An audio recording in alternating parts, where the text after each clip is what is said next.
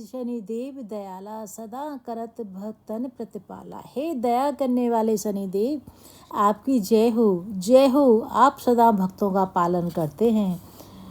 आपकी 4 भुजाएं, शरीर पर श्याम लता की शोभा है, मस्तक पर रत्नों से जटित मुकुट शोभायमान है। हे शनिदेव, आपकी जय हो। आपका ललाट अत्यंत विशाल एवं मन को हरने वाला है। आपकी दृष्टि टेढ़ी है और भौहें विकराल हैं। आपके कानों में कुंडल की चमक है तथा छाती पर मुक्ता मणि की माला विराजमान है।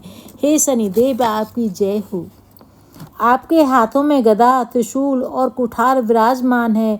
आप एक क्षण में शत्रुओं का संहार कर देते हैं। दुखों का नाश करने वाले पिंगल, कृष्ण, छाया नंदन, यम, कौणस्थ और रौद्र, सौर, मंद, शनि और सूर्यपुत्र आपके ये 10 नाम हैं। इन नामों का जप सभी कामनाएं पूरी कर देता है। हे शनिदेव, आपकी जय हो, बारंबार जय हो। हे प्रभु, आप जिस पर प्रसन्न हो जाते हैं उस दरिद्र को भी एक क्षण में राजा बना देते हैं।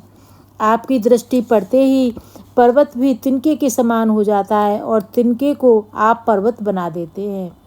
जब भगवान राम का राज तिलक होने जा रहा था उस समय आपने कैकेयी की बुद्धि भ्रष्ट करके श्री राम को वन में भेज दिया था। वन में भी आपने माया मृग की रचना कर दी जिससे माता जानकी का अपहरण हो गया। लक्ष्मण को शक्ति प्रहार से आपने व्यथित कर दिया जिससे राम दल में हाहाकार मच गया। रावण जैसे विद्वान की आपने बुद्धि भ्रष्ट कर दी थी जिससे वह विक्षिप्त होकर भगवान श्री राम से शत्रुता कर बैठा।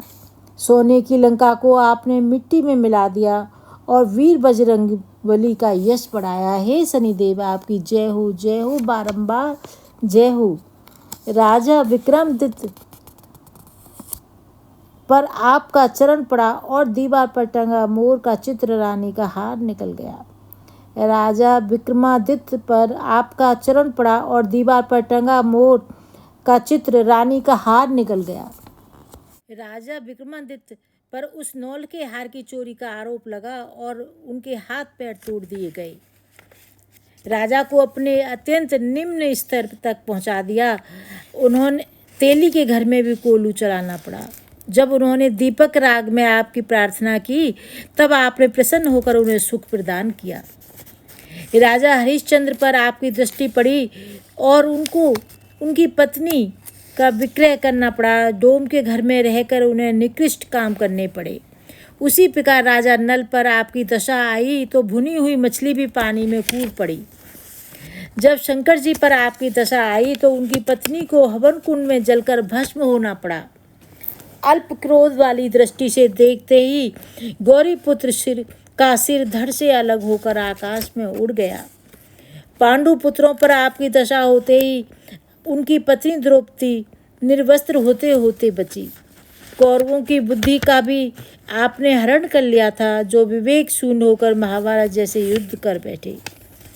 सूर्य जैसे शक्तिशाली देवता को आपने मुंह में डालकर अब आप तुरंत पाताल को चले गए। जब सभी देवता मिलकर आपसे प्रार्थना करने लगे तब आपने सूर्य को मुख से बाहर निकाल दिया।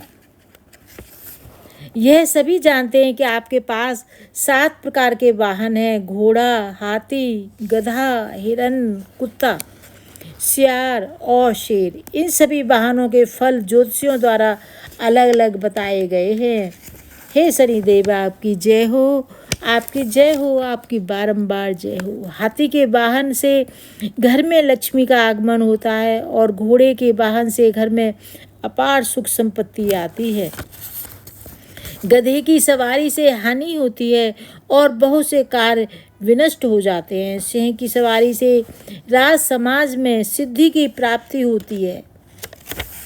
सियार के वाहन से बुद्धि का नाश होता है और मृग वाहन कष्ट देकर प्राणों का संहार करता है।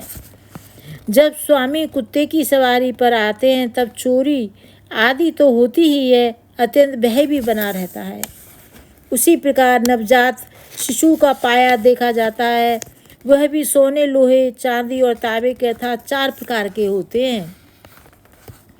जब स्वामी लोहे के चरण पर आते हैं तब धन, जन, संपत्ति और सब कुछ नष्ट करा देते हैं। तांबा और चांदी के दोनों पाए समान रूप से शुभदायक हैं। सोने का पाया सभी सुख प्रदान करके सब भारी मंगल करने वाला है। यदि कोई व्यक्ति इस शनि चरित्र का नित्य गान करता है तो उसे कभी निकृष्ट दशा नहीं सताती। स्वामी आश्चर्यजनक लीलाएं दिखाते हैं और शत्रुओं की नसें तथा बल छीण कर देते हैं। यदि कोई व्यक्ति सुयोग पंडित बुलाकर विधिवत शनि ग्रह की शांति करवाता है, शनिवार के दिन पीपल वृक्ष को जल चढ़ाता है, वहाँ दिया जलाता है, तो उसे अत्यंत सुख मिलता है। प्रभु के सेवक राम सुंदर जी कहते हैं कि शनिदेव का ध्यान करते ही सुख रूपी प्रकाश की चमक सर्वत्र फैल जाती है। भक्त ने इस शनि चालीसा को तैयार किया है। इसका 40 दिनों तक पाठ करने से भवसागर को पार किया जा सकता है। जय शनिदेव।